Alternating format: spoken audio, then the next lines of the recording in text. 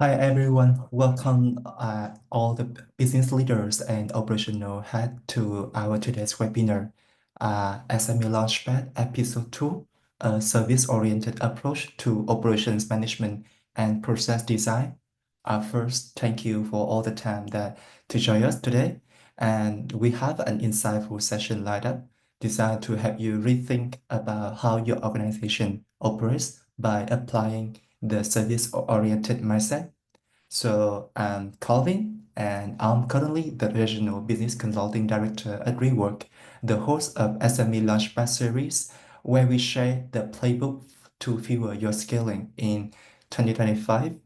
So just a disclaimer, I believe that this is an open conversation. So just drop your question anytime, and we will try to tackle as many as we can.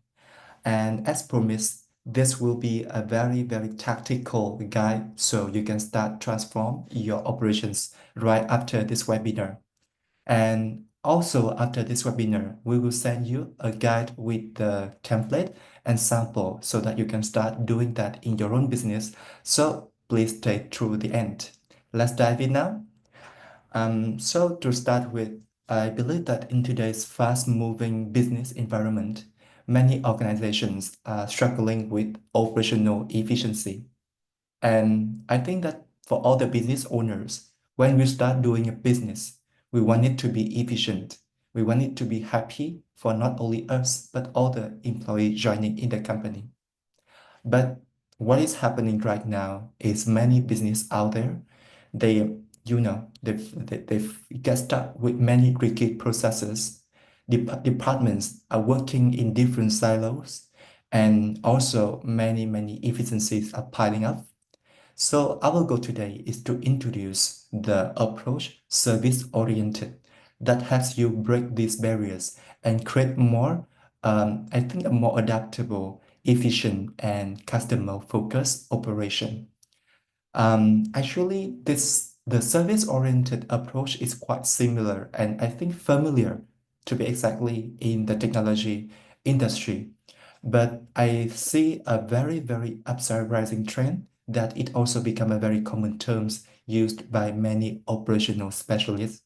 So as its core, this approach views all the functions in the company not as a department, but as a service provider, whether it's HR, IT, operations, or finance, or production, etc. So by defining all the service provided by each department, measuring their effectiveness, and continuously improving. So that's how we can build the organization that are more responsive and efficient. So to guide us through this framework and also to shed light on how we really put that into operations, I'm excited to introduce Alex, an expert in operational transformation. She is currently our product growth director and also an ex-consultant at Boston Consulting Group. So let's start by understanding where this approach comes from. So passing the baton to Alex. Thank you so much, Calvin. So hi everyone. Glad to be back in our SME Launchpad. Thanks, Calvin, for having me today. So I think that when we talk about this topic before the event, we're really excited to share with a lot of audience here in the room about service-oriented ops design because it has so many exciting and interesting points. One is that is the philosophy that Rework exhibit in our product as well, and we love to share that with you. Two is that it's because we have the belief that this is, although that is one of the way to think about ops design, it will benefit you greatly if you truly understand it, and you can decide whether or not it suitable to your organization or not. And if it's suitable to what you envision for your organization, we will provide all the toolkit, all the things that we have experimented, we have understood, and we have all the experience in terms of like implement it with our clients. So let's jump right into it, right? So Kavin posed a question of where is this coming from? And Kavin also introduced that this is a term, this is an approach coming from software development. So let me share a bit of context, share a bit of story related to software development and how we learn from that, and how we think that this is one of the approach that will get very popular in ops design. Now, so firstly, right, in terms of like operation, people talk about a lot, and we all care a lot about efficiency. So every business wants to be high performing, to be more efficient, right? So that's the goal. But how do we get there? So the first lesson that we learn, and we talk a lot in software development, is the concept of input and output. Input and output is very simple. Like, to measure the efficiency, you need to know both what goes into the process and what comes out. Think about the machine, right? To know how efficient the machine is, you want to know what is the input, how much the input's going in, like raw material, etc., and how much the output it gives out, like finished product. So same logic goes with business operations. So the first thing we learn about efficiency in an organization is that we have to be able to measure the input and output.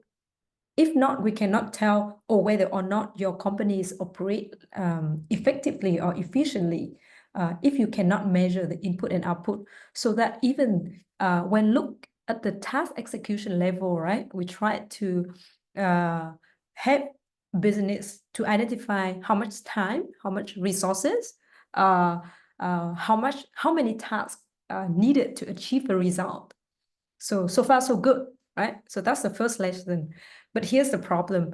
Why we focus a lot on performance and measuring inputs and output is not enough. So sometimes businesses get caught up in improving like speed, efficiency, and they might lose sight of the value. What do I mean by that? Is that sometimes we try to improve a value proposition or a service, but we forget, or we might lose sight in terms of like, who do we serve and who really needs it? Do they really need it? Or do they really need it now? Or do they really need it in this place? So where do we serve it? How do we serve it? At what time do we serve it? At what channel do we serve it? So that comes with a second lens. Maybe we haven't asked enough the question of whether or not we solve the right problem, because usually what we see is that with operations or operation department, sometimes we get very good at solving the problem fast, just really fast, but sometimes it's a wrong problem. So the second question is all focused on and all like evolve around like service-oriented mindset. So it's a huge shift, and putting the user, the value, and the service at the center of everything that we do. So in operations, instead of focusing only on input and output, we also ask the question of, are we delivering the right thing? Are we delivering where it's needed? And are we doing in the right way at the right time? So that's about the concept. So it's for those who want to like read more about this, I put it in the slide and also in the material, right? It's coming from the service-led architecture, or service-oriented architecture is a term in software, and you can see more of it. The characteristic in software is more modular, it's more scalable, it's more flexible. But how does it apply in business operations? I will uncover more with Kavin in the next few slides.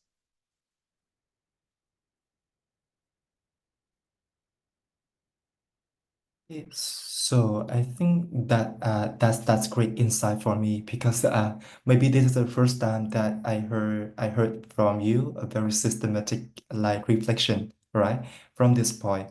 So I think that essentially that the same principles that make software more efficient can also help business create learners and more agile operations. I think so, right? So I think that the next question should be, okay, if I see the relationship, so now how do we apply this one to operational design, right? Because maybe for me, I'm also not, my background, not also from software development. So will it be a new way to design a process or how should I implement it, Alex? Mm, okay. Mm, let's take it step by step, right? So when we immediately like go into implementation mindset, we might think of, oh, we need to design a process. I think a lot of people in the room would think about that, like, how about like, is it changing the way how I design the process? Is it different or is it a new way to design a process? So let's go into what's the framework look like, right? What's this methodology looks exactly? So the answer about whether or not it's a new way to design a process is that it's not only design and it's not only process. This is one of the, not all the one, but one of the many organizing principle in terms of how you organize your business, how you organize operations, and how you organize your system, including, and if you remember our platform, digital OS conversation, right? It's include like system and include process and include technology and everything. So what about this organizing principle, right? So this principle basically, like Kavin mentioned before, treating each agent as a service provider to another agent. Agent to agent can be understanding as department to department, individual to individual. Like for example, a member to their manager or vice versa, or an individual to an organization as a whole, right? So what does it mean by like provide a service and become a service provider? Is basically have clear accountability, like what service or what service code that you provide, what is the input, what is the output. It has measurable input and especially output, and it has a defined customer need that they serve. This customer can be external or internal. If it's external, it's a service that we provide to our actual customer, and if it's internal, is the service that we provide to internal user, or it becomes an internal operations. So let's take a bit like deeper in terms of this framework, right? Basically what this really means for a business in terms of operations. So it means that equity, and it means outcome focus. So the first characteristic is that basically very self-explanatory, right? Breaking down a large operation system into a well-defined services. So it's not a monolith operation, or it's not like department-based anymore. Whereas like, okay, you can see the department, but you don't know what's going on. You don't know all the interaction. Now you shift your focus into looking at operation by looking at multiple services. We provide multiple services to our customer. Marketing department provide multiple services to sales department. For example, we provide the leads, we provide the basically demand generation machine or engine, so that the sales can get the leads to follow up with sales. Now, salespeople will provide like selling services. That's what they like providing to the organization, so on and so forth. The second characteristic is that right tech, as I said, right tech, right need, right people, right place. Very value focused. The third characteristic is that basically is central around user needs, goals, in all the vision, all the culture and operations. And the fourth one, and I cannot stress this enough, is the iteration and continuous improvement. So now we see some characteristic, right? I will put like some example. Maybe we can follow up this later, and this will become very clear when we get into case study and an example in real life.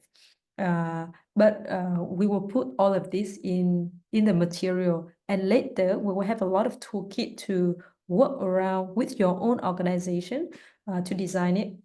But basically, to elaborate a little bit more, is a shift in mindset in terms of now you look at your operation or your business as hierarchy, as a set of the map of a different function, right? But with this approach, you look at it as service ownership. Who own what service? Who provide what service? What department provide what service? The second characteristic is from rigid structure to adaptive delivery. So when you organize all the duties and responsibility around it, the service can change. When you said you change the structure, you change the department, it's very hard. You change the JD of like one department, it sounds like a big task. But when you think about like what service, how do we improve the service? How do we maintain the service? How do we adapt the service to the needs? Then it's become very flexible, right? The next one is shift from the focus on task, like what is the job that you do today, to the value, what is the service that you provide, right? And how well you provide that service. So similar, right? When you shift that mindset, you not think of your operation as a bunch of processes anymore, but tech will become the tool, not the starting point. The process will not become the center of everything, but become how you provide your service. So that's just a little bit shift. So yeah, basically that's I think there's a lot of things that I can do. If like Kavi not stop me, I can go on and on about it. There's a lot of benefits, there's a lot of like nuances and difference than the view of like operation is processes compared to operation is services. And maybe I will elaborate more in the later part. But basically, if I can put it in one page of framework, right? So that you can just like capture it, put it in a, like print it into a mini photo and put it in your wallet to remember about today or remember about the whole methodology, is this framework. So basically, when you look at the whole operation, you put people and place at the top. So people is important. Who is the one that you serve? And context is also very important. Where do you serve it? How do you imagine that their needs, their wants, their feeling, etc.? Then you come up with a service, like what you really want to like serve them, right? And under services can be like sub-services. Sub-services later, you can match it with product or like core service. But basically, this is the expected outcome, right? And the last one, it does not dismiss the process, the technology at all, but is combine it and put it in a different framing. All of this is enablement for the service process, technology, data is a tool and a workflow to support you to build the service, to serve better. So I think that's what I want to share. If the question from Kavin is what exactly is the framework? Thanks, Alex, for very, very detailed explanation. I really love the feelings like every time I work with you, and I think you can try to simplify many things and still provide a framework for that. So maybe I learned a lot from your background as a consultant at BCG and also your experience right now as a product growth director. So I just to be very honest, because I think that when we change the point of view from the process to the service, from connecting all the departments to defining the service, the input, the output, and especially put a focus on the people and the place in your framework. So that's what that's my key takeaway. Yeah, I'm not sure about all of our audience today, but that's my key takeaway, because I think that for the traditional way, I think they are still good. Yeah, to some extent, I think that they are still good for the way that we design the process. The only thing is like I think we are missing the part for the people and the place. It means the target users, not just external, but also the internal within our company. So I think that this framework, first of all, it keeps me in mind of like, okay, I will try to standardize every service provided by each department, and I pay attention to the targeted audience who own, and who provide this kind of service, and where that happens. So that may be my takeaway when I review my process to make it into your service, right?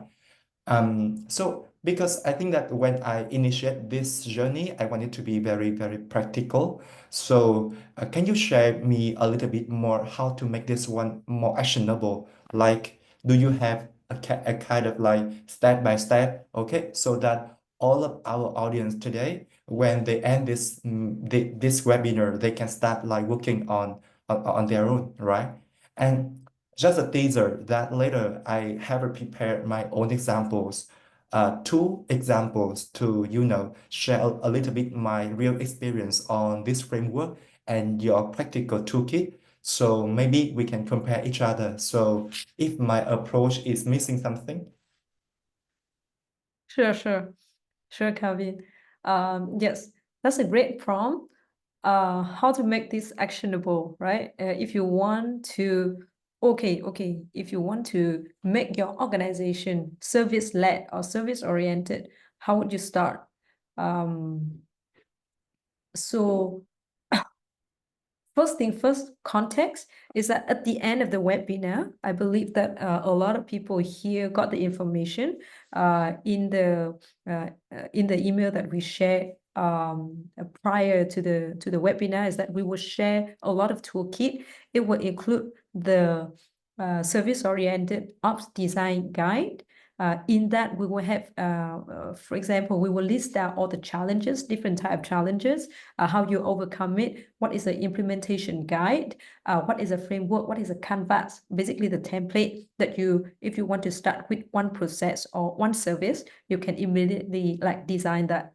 So all of that we will share exclusively to the attendees of the event today, after the event, so within this week. That's our promise.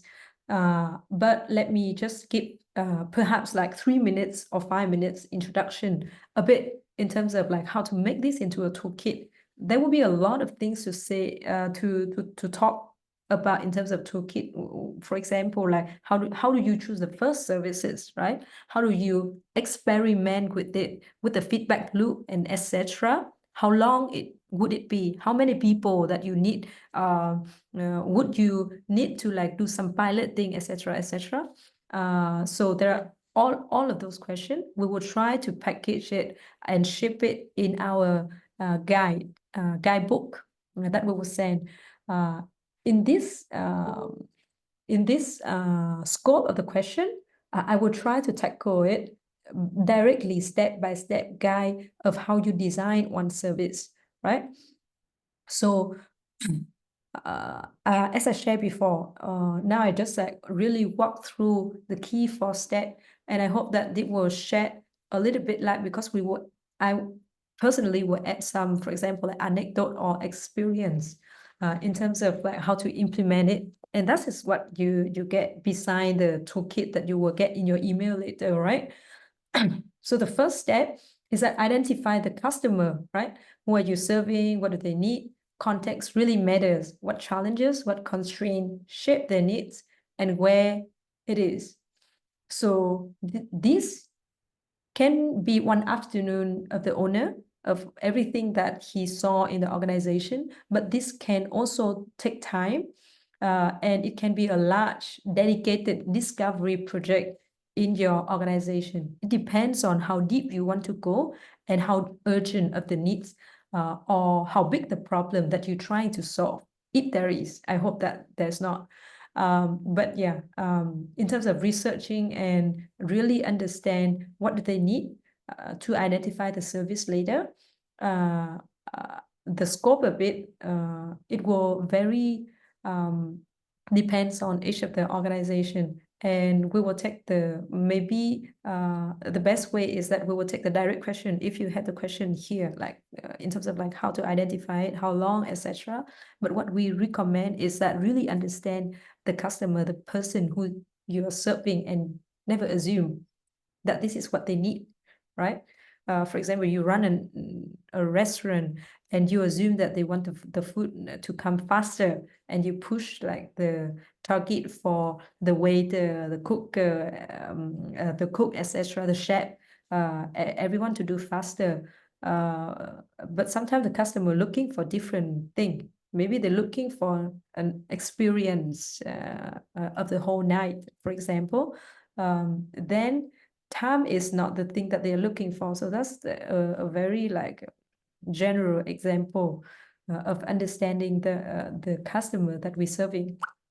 Now the second part is the second step, very important, is define services and responsibility. So what is the core services that your team provide for internal, external customer, right? So in this is also self-explanatory, but if there is one tip, I only want to share that think about a Google search bar, right?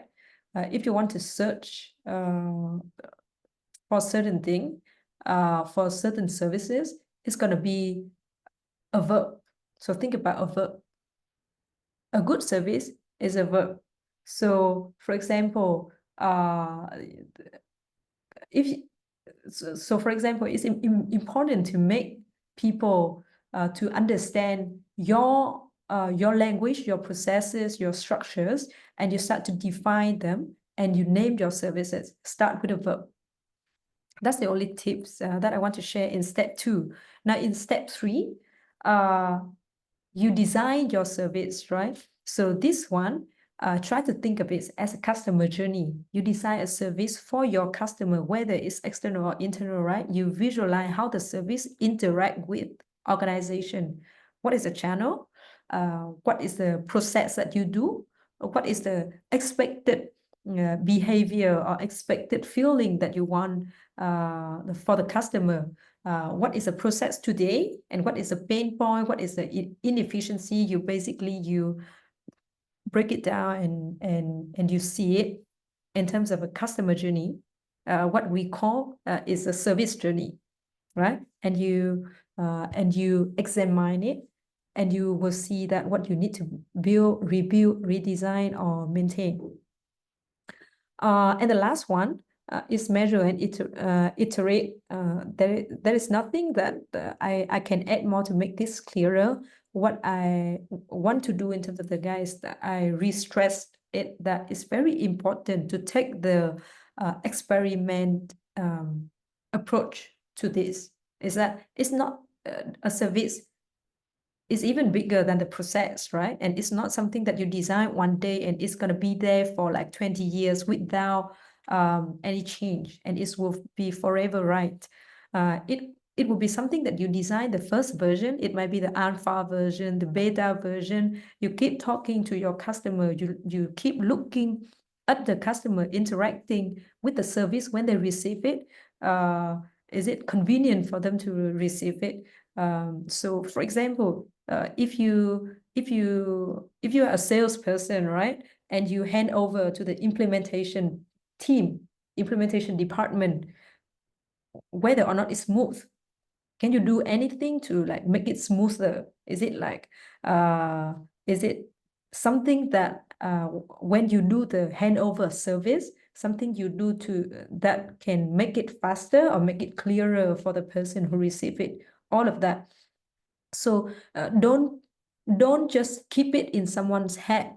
Set up the KPI for it, to measure it, to know that whether or not you do it well, to measure it day by day and review on it. So that's the approach that I really want to stress on it. So I think every step here, step 1, 2, 3, 4, I will give only one tips for that. That's what I did just now, right? And beside this, as I mentioned, at the end of the webinar, we will share the canvas for you to fill out. And I believe that you can start right away, identify one of very core, maybe very small services that you consider that very important to your customer, or very important to the value delivery of your business. Then you start design, follow this step using our template, put it in. We also had the library, yeah. We put it in the material that we will send you, which is basically our sample of service and processes in a typical small and medium business, have like 4 or 5 departments. So feel free to like refer to that and experiment. The important thing is experiment with your business. So maybe it's a bit long. I hope that that's not too much, but I try to put it in one page only, and you will have the toolkit after this. And I hope that that's going to be helpful for you to start with your business ops design. Yeah, back to Kavin. Thanks, Alex. I think it comes to the very interesting point for execution. And I think that one of the very thoughtful preparation from you is that you have the Canvas template that you can send it back to our audience today exclusively. So I will really chase you on that, right? Okay, so all of the participants in our webinar today, I will be here to chase Alex to ensure that you will get that sample. Yeah. And I think that we also have several questions from Tara, Daniel, and Robin. So we will have a specialized session to answer all the Q&A right here at the end of this meeting. So before that, right? So we will share with you, because I think that it's really I'm really reflecting on the way that I'm doing in my real use case. So Alex, I think I add several information to your slide. So can you move it next so that I can share my real experience? Um, Basically, my job is a business consultant. So basically, my duty is to work with the clients. We understand, we name their problems, and especially for operational problems, and we find the ways to solve it.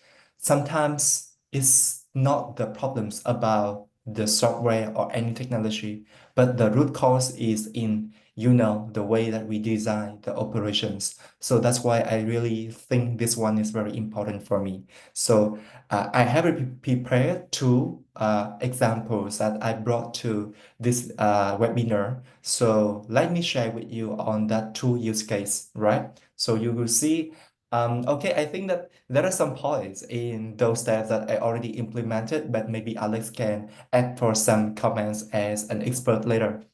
Okay, Alex, can you help me to move to the next one so that I can share with all the people about the first case study? So the first case study from my end is a small cake shop streamlining the order management process. So let me give you a little bit background on this one. Basically, they are a customized cake shop with two outlets, and they have about 16 employees. And actually, the owner, a very, very creative person, and he designs a lot of cakes, and the company is quite famous for specialized cakes for, ceremonies or birthday, etc. But the current challenge, when they already more than 10 years in the market, and they want to grow or they want to optimize, but the same barrier they face. First of all, they face miscommunication on the order details, because the nature of their business is customization. That's why they give the special feeling to their customers. But the miscommunication between the departments make this uniquely point weaker and weaker when the time passes by. And especially, it's a big shop, so not everyone working in the same work setting. Someone they work in the computer, someone they work just with the mobile applications, and someone like the commercial team, they only work in the kitchen. And all of the orders information are just placed on the physical board in the kitchen. And a lot of like, when the customer want to change, want to adjust several things. So that's where the problem comes from. So they don't recap it in time for all other departments to follow. And that's why second things happens when we not only have the miscommunication, but we also see many task overlaps, especially during the rush orders, right? Have you into the situation where you want to customize a cake for tonight, birthday of your close friend? So that's the challenge for them. They still need to maintain the USP while they face like the internal incapability to deal with that. And finally, they have done a long time, but their process is not yet documented or measured. So the owner comes to me and he say that, okay, Calvin, find me some ways to improve this process. So I said to him, hey, can you describe for me that process? And you know what? The owner and the sales manager describe the process in two different ways. That's the problem. So if we don't have the one single portrait of how the operation would be, we cannot expect our members to follow a standard or improve it, right? So what did I do for them? Actually, this their own decision. So they want to tackle right away the most hectic process, which is the order management. Simply, it's come from they receive the order from the customer, via hotline, Facebook, Instagram, etc. And they goes to, the system. And when design, I think that back to the story by Alex, I think that there are two things I already did with them. First of all, they really pay attention to the different stakeholders for that process. It's the customers. It means they want to provide the customer a seamless way to place the order. And second is for the employees. They want to clarify all the accountability so that they don't need to face a lot of like blaming in all the long meetings, right? We don't want to tackle about the case by case, but we provide a standard, a clear accountability, SLA, and especially when we design the process, we also mind the specific work setting. If they can use the computer or they just view the phone and how to have them view the image of the sample cake, for example. So, and in the end, they also look at the report to, watch out for all the metrics and measure the efficiency. So maybe let me share on the live system, maybe for a while, so that you can see more clearly about how this system works. Okay, so hope that is clear on your end on my system right now. So in this example for the order management process, first what I did for, together with the business owner and especially the sales manager is we sit together and we ask them to align on a same practice for all the orders from receipt order, payment confirmation, create job order, commissary packing, decorating, issue invoice, and delivery, right? So this is the very, very first time that they have visualized their own process for more than 10 years they in the business. So after they define and align on this one, it means that everyone in the team, they don't need to, keep asking or skipping some steps or, just like don't know how the flow it goes, but they can simply employ this and in the future, the team can easily put on all the orders for the information here, or we can also create a form for the clients to fill in. It means that regardless of the clients where the orders come from, but we can have all the information right here. Even they can upload the image to describe on how they want to do it. And that is a way that we help them to, centralize all of the things, the orders, details. And when it goes back to the system, right, you will see that later, all of the details, data of the customer will be stored very clearly. And even with all the conversation, will also be centralized in the same place. And to make sure that we don't miscommunicate or we are not clear about the responsibility, we also require the output that you hear Alex mention many times about the output after we have done our steps. So in this time, we also, for example, we require them to make it clear about the outcome of the product. They choose a specific product, and they even like ask for some customization level before they move it to the next team. So that is the first thing we help them to, provide a very streamlined way, a very clear and transparent way to streamline all the orders. And if someone call the hotline to track the order status, they simply can search for the information right here, right? I can search for just the name or the number, anything, right? And at the end of the day, Alex, you may remember the last step, the first step in the guideline is about measuring the KPI, the metrics, and we review to optimize the process. So that's why we come to the report of the system so that we don't make assumption. We don't make judgment based on feelings, but we base on figures, and that's we call data driven. You can see that how many orders that we have placed, we have put in over a period of time. We also can see what are the reasons that we have been failed for those orders so that we can improve. And we can also don't like, hey, just improve the process, but we can exactly tell them which step we need improvement, right? Based on very specific like numbers like this one. So the only thing right here, we are not about, evaluating or just assessment because I think it's too early to conclude at this time. But it's more important. We have the metrics that capture the real way that your employees are doing. And that's where we make improvement from. Okay, so that's my first example for this client, right?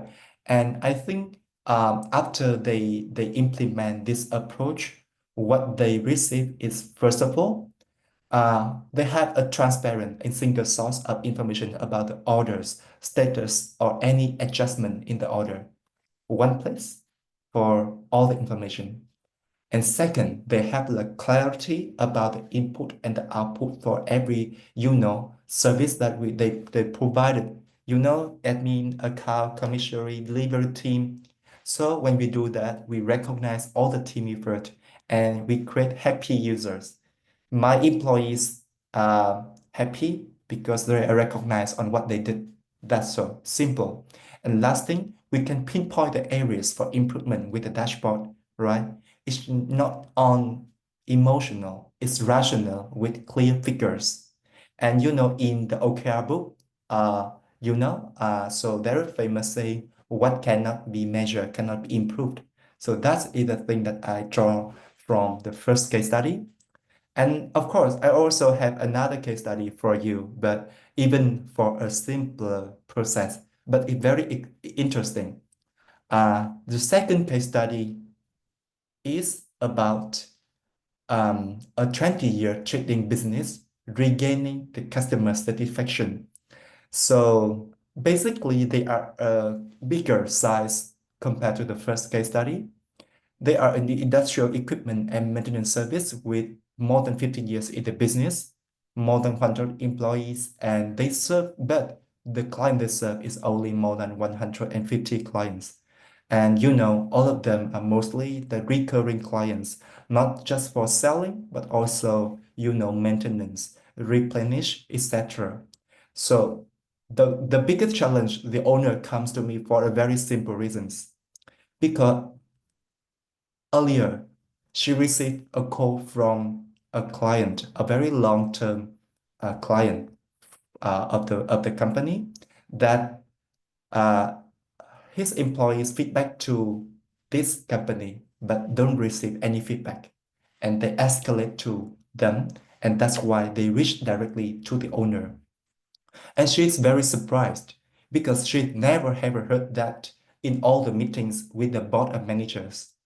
So when we deep into the situation, we understand that the biggest challenge for her right now is very simple. The client's feedback cannot reach the right person and are not tackled properly. So the clients are unhappy and loyalty decrease, although they are very long-term partners. And they only have 150 clients. That's the thing. So every client, every satisfaction counts. And the owner comes to me with a very, very straightforward system. Hey, Colin, I think Rework can do many things, but first of all, can you help me to how can I directly listen to all of the feedback from my clients? So at that time, we sit down together and we design a three-step process and public the form for the customer feedback in less than 20 minutes. It's very simple form, and we roll out it from the next day so that the team can use it right away. And after 1 month, we also adjust, one more step into the process. And for this one, I believe that we really pay attention to the users, especially for the one that not only because it's triggered from the client end. And now we also make it clearer for all the internal, because I think that basically for all the employees, they want to serve the clients better. That's the original, the nature. But all of the process is not clearly defined, so it's very hard for them to do that. So how we can eliminate all the assumption, all the uh, assumption, and we can just focus on facts and we resolve the complaint on time.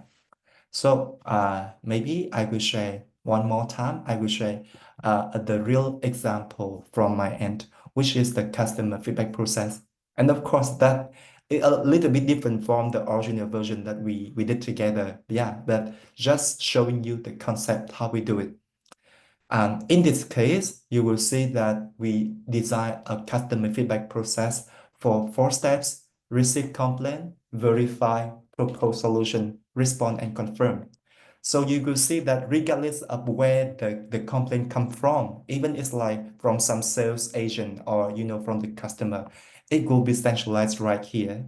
And all the red color will be the alarming for you that you even are responding to the client later than your expectations.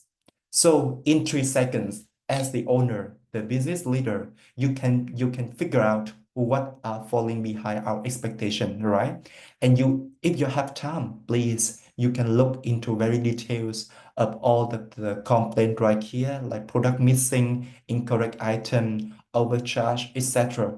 So I think later, if you want to improve your process, so you can look at this one a little bit qualitatively, but I think it's helpful for you to look into the root cause why overcharge is a common complaint, right? So we work backwards into our process to find the area for improvement.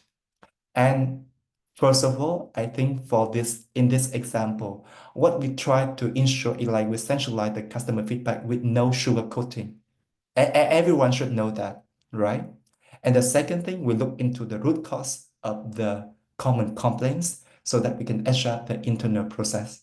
Yeah, so I think, of course, when I reflect on the model and the framework provided by Alex, I think that if I work with the clients again, I can recommend for them even more.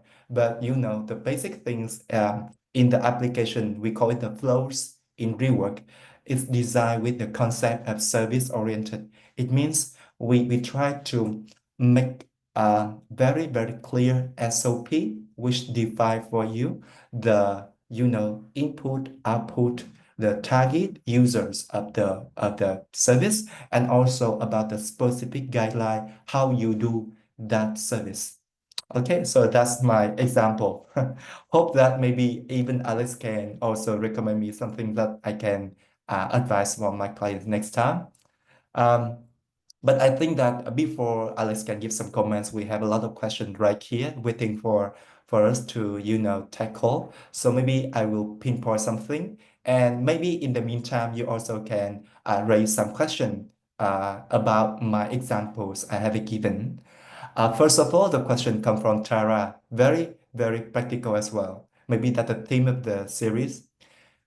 Is this approach best suited for small teams, large enterprise, or both? All right, I'm happy to take this. Thanks, Sarah, for asking. My short answer is it depends. But longer answer and good news is that it's scalable for any business side. So, for example, small teams, it will help create structure and clarity. So you can build efficient workflows. You can reduce bottlenecks using the principle. For larger company or especially like larger enterprises, right? When you have like multiple like department, it will improve cross-functional collaboration. It will help break down silos. It will help unleash the potential that been locked down in department or in a monolith like way of operation before. Or in a very big company, it will help you serve as a narrative for a long-term transformation, for a big transformation, for a big company. If I saw that some of audience today, you are in the company that more than like 250 people. So it serves as a narratives or storytelling tool for a transformation effort. And please don't discount this. It's have aligned leaders, aligned execution team around a clear vision of how the operation should look like. And if service-oriented approach is one of the way that you can explain your vision very clearly, and that is the vision that you want, then it's a way to go. Or it might be a different one, but narrative for transformation, align everyone on a one direction is also very important. So you see that like depends on the scale, right?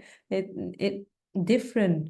But the key is, and what I strongly recommended is start with a clear service definitions and gradually scale based on business needs. So for example, if right now you have a team of 10 people, mostly sales, start with define the service definition. How many services does a sales team provide for the sales team first? So that's how you start and you scale up later.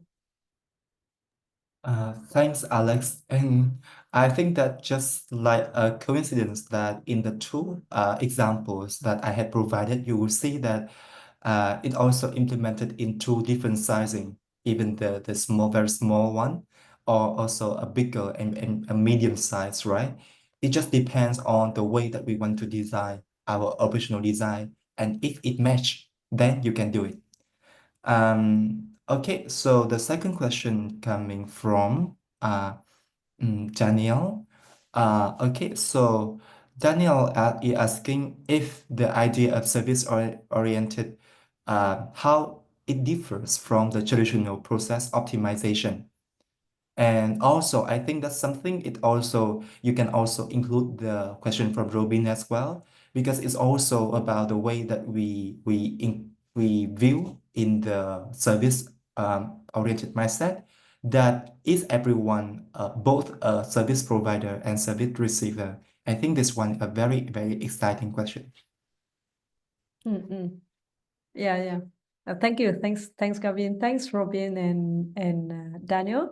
I think I will take a first step at it first, and Kavi feel free to add on. Yeah. So first one is difference between process optimization and this like service design or service oriented part.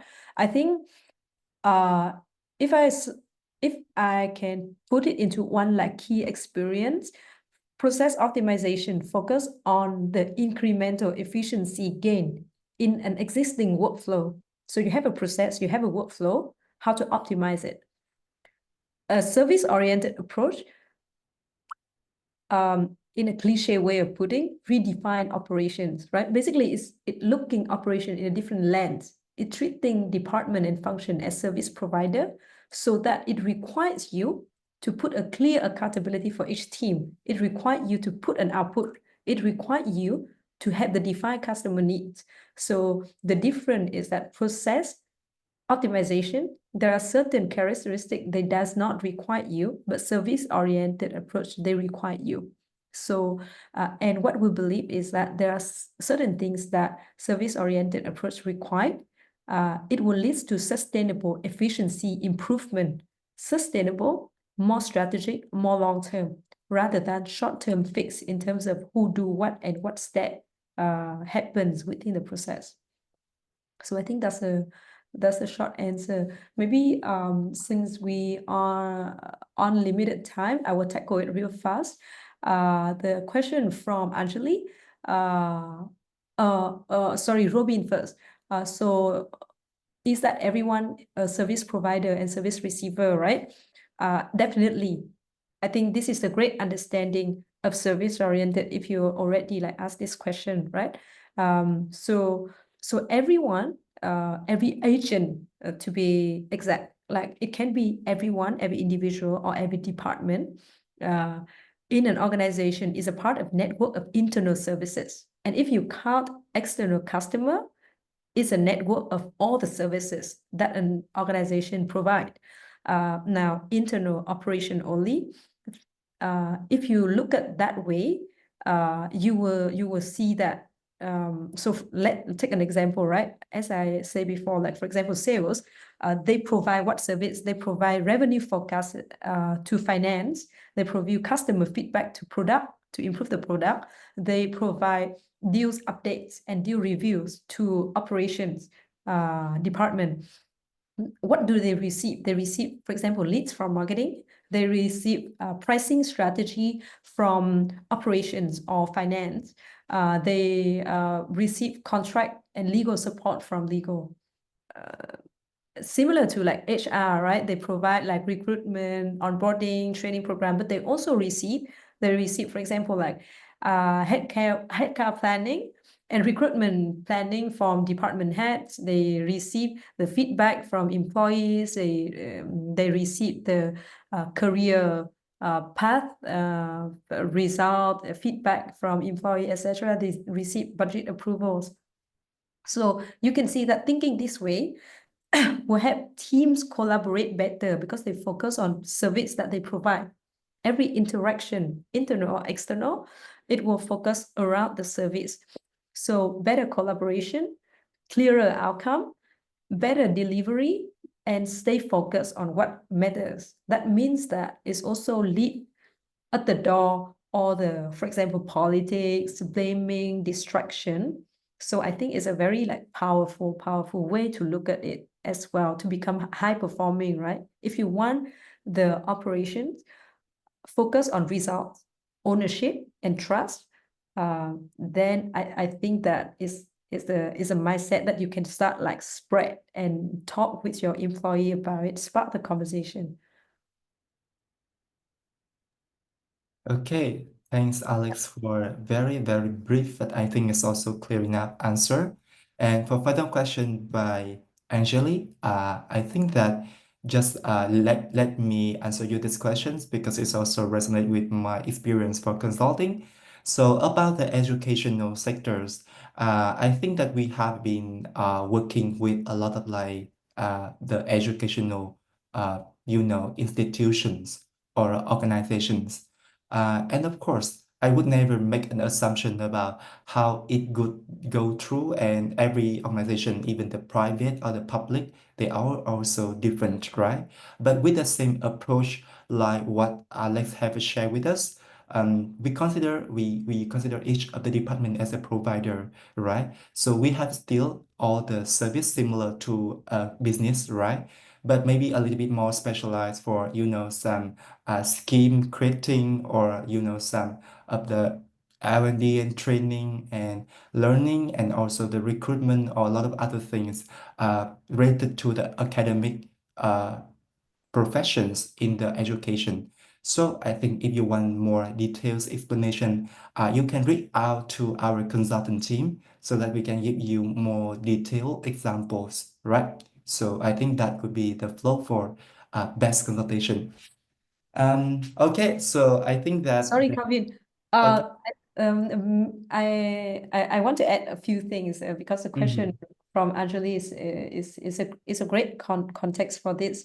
Mm-hmm. Because I really proud of like rework what we are working, with like the platform that we create, right? And I want to share a bit is that rework as a software also also being built with the same philosophy, although that is a software. So what we hope is that everyone who on board with rework, we have a very we have a certain opinion when we develop this product is that service oriented will have you achieve higher efficiency. So the way that we design the platform is that every app you will see is a service or is a big service. So for example, project is the one that serve with like task and project management. Flow have with like SOP, right? Standardized procedure. Uh, Approval have with like approval and expand. So when we design the platform, there are also like different services that we want each of the service. When you use one app, you will know exactly how well how efficient your operation are in that service because every input and output will be count on that. And all of what you need to do is that you onboard everyone who is the provider or the receiver of that service. So I think, back a bit in terms of Anjali question, right? So because we have that way, certain way of approach in terms of operations and management, it can be applied widely in different like industry. And we certainly have in clients in education sector before. And I believe that Calvin will follow up with you to share more about how the use case and application look like in the past. Okay, Yes. Thank sure. Actually, I love how you acknowledge the things. Okay, so thank you everyone again for all the participation today. So I just want to have the two final takeaways. So first of all, I think that it's clear I hope that it's clear on our mind about how we redesign a little bit in a new approach for the service mindset. Basically, it's about the way that we consider all the departments as the service provider and also a service receiver, right? As what Robin has mentioned in the answer, I love that thought. So from that, we standardize the input, the output, and especially the target users of this service. That's the first takeaway. And the second is about the template, right? You haven't taken it, but I will follow up with Alex so that we can ensure that you will receive it after this webinar. And thank you for joining in our second episode in SME Launchpad. And we hope that we can bring you more in the next session. Yeah, and hope that we can invite Alex again to share her expertise. Okay, thank you. Thanks, everyone. Yeah, thanks Have a everyone. great See day. you.